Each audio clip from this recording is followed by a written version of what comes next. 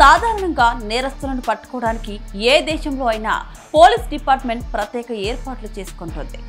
అత్యాధునిక ఆయుధాలతో పాటు అంతకు మించి వాహనాలను వాడుతుంది. ఇక మన దేశంలో అయితే ఇన్నోవా కార్లు, జీపుల్లో పోలీసులు పెట్రోలింగ్ చేస్తే దుబాయ్, కువైట్ వంటి దేశాల్లో BMW లాంటి లగ్జరీ కార్లను పెట్రోలింగ్ కోసం వాడుతుంటారు. కానీ ప్రపంచంలోనే ఓ చోట మాత్రం వెరైటీగా దున్నపోతులను పెట్రోలింగ్ కోసం వాడతారు. బలంగా, దిట్టంగా ఉండి కొమ్ములు తిరిగి ఉండే బర్రెలపై ఆ దేశంలోని పోలీసులు గస్తీ కాస్తున్నారు. వాటికి స్పెషల్ ట్రైనింగ్ కూడా ఇస్తారు. అదేంటి, వినడానికి చాలా ఆశ్చర్యంగా ఉందనుకుంటున్నారా? Let's watch this story. దున్నపోతులను పెట్రోలింగ్ కు వాడేది బ్రెజిల్ అమెజాన్ డెల్టాలోని మారజో ద్వీపం. అయితే ఇలా వాడడం వెనుక అక్కడి భౌగోళిక పరిస్థితులే కారణం. ఇక్కడ సౌర్ అనే చిన్న పట్టణం ఉంది. అయితే ఈ ప్రాంతం ఎక్కువగా అడవితో నిండి ఉంటుంది. అక్కడ భూమి ఎక్కువగా చిత్తడి నేలలు, నదులు, బురదతో నిండి ఉంది. ఆ పరిస్థితిలో అక్కడ పోలీసులు గస్తీ కోసం లేక నేరస్తులను పట్టుకోవడానికి కార్లను, జీపులను నడపడం చాలా కష్టం.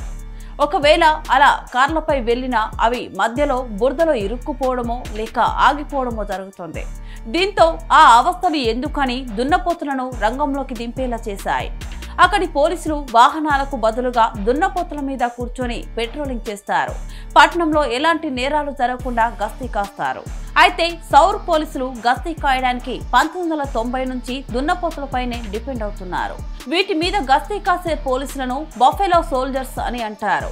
ఈ ఒక్క దున్నపోతు 2000 పౌండ్ల వరకు బరువు ఉండి మిగతా దున్నపోతుల కంటే చాలా స్ట్రాంగ్ గా, హెల్దీగా ఉంటాయి. గస్తీ అప్పుడు అవి బెదిరిపోకుండా ఉండడానికి వాటికి స్పెషల్ ట్రైనింగ్ ఇవ్వబడుతుంది. పోలీస్ స్టేషన్ లో దున్నపోతులు ఉండేందుకు ప్రత్యేక షెల్టర్ తో పాటు సౌకర్యాలు కల్పిస్తారు.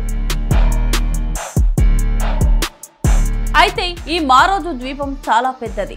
దాదాపుగా స్విట్జర్లాండ్ అంత ఉంటుంది. ఇక్కడి నేలలు తడిగా ఉంటాయి. వర్షాకాలంలో పరిస్థితి మరింత బురదమయంగా మారిపోతుంది. రోడ్లు కూడా దారుణంగా మారుతాయి. కార్లు, గుర్రాలు కూడా ఆ రోడ్ల మీద నడవాలంటే ఇబ్బంది పడతాయి. ఇక్కడ పరిస్థితులు తట్టుకొని నడిచేందుకు నీటి దున్నపోతులు మాత్రమే సరిపోతాయి. బలంగా ఉండే దున్నపోతులు బురద, గుంటలు, నీళ్లు ఏది ఉన్నా దూసుకుపోతాయి. ఇక ఈ ప్రాంతంలో మనుషుల కంటే కూడా దున్నపోతుల జనాభా ఎక్కువ. రైతులకు ఉపయోగపడడంతో పాటు సరుకులను సరఫరా చేయడంలోనూ ఈ దున్నపోతులు బాగా పనికి వస్తాయి.